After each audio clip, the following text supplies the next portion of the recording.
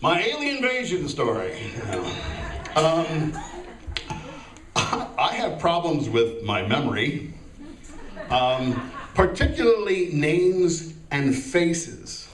And more so than most people, my brain requires context. So if we've worked together for 20 years, I may have been to your home, I know your wife and your kids, I may know all your hopes and dreams, I may know you very well, but if I see you out at the grocery store, I might not recognize you because my brain, that's just how my brain is wired.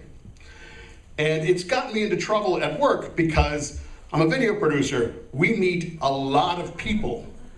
And when we meet people, I come to your home and do an interview with you, and I'm one of 4 guys you met on that day you were interviewed for TV.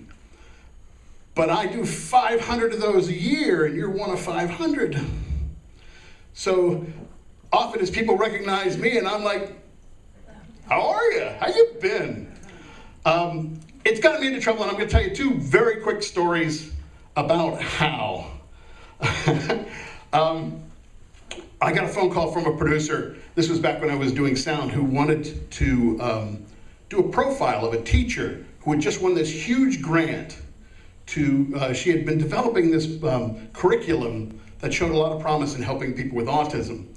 And the grant was to spread this curriculum across the country. So I headed off to a school up in Bucks County, Pennsylvania to interview the teacher. Now, these profiles we do fall into, they have 2 parts. There's the interview, where we sit them down and ask questions about what it is they do.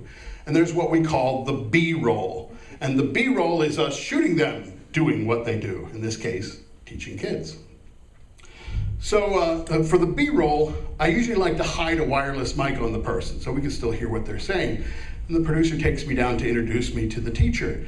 And I walk in the office, and she sees me and her eyes get really wide. And she goes, "Oh my God, how are you?" And I go, "Hey, you? How is everybody?"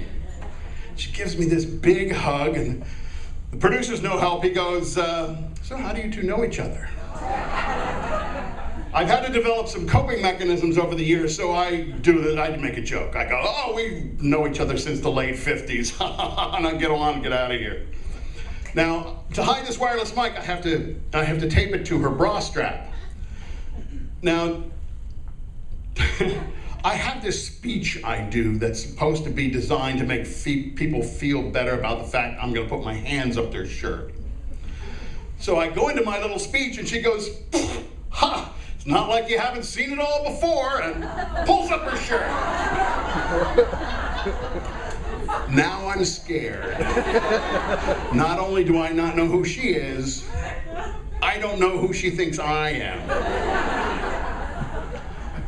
So I get her wired up, and we go and we shoot her teaching the kids, and then we sit her down for the interview, and the whole time I'm trying to figure out who is this woman. She's a petite blonde in her early 30s, and nothing is clicking. I'm listening to the interview, nothing.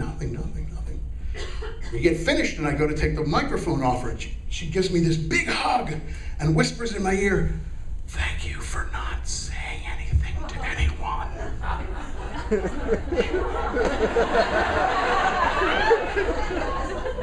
Story number 2. I don't do porn. You're welcome. I got a phone call from a guy who wanted to shoot a couple in Bucks County who were making a ton of money shooting porn in their own home. I said, "I don't do porn." He said, "Well, we're not shooting porn. We're shooting people shooting porn." And I said, "What's the difference to a police officer? Because it's still illegal in a lot of places." He said, "Well, look at it this way. You will be the highest paid person on the crew, because apparently you can get cameramen and lighting technicians to work for nothing if you promise them they're going to see naked boobies." Well, I couldn't pass up the opportunity to be the highest paid person on the crew. So I took the gig, and I drive up to this beautiful little suburban neighborhood in Bucks County, pull up to the house, and there's no indication of the nefarious deeds going on inside. I go in, I meet this young couple.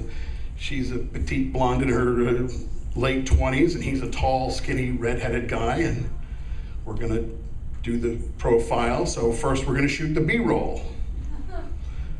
And I have no place to hide a wireless mic, so I'm booming the whole time.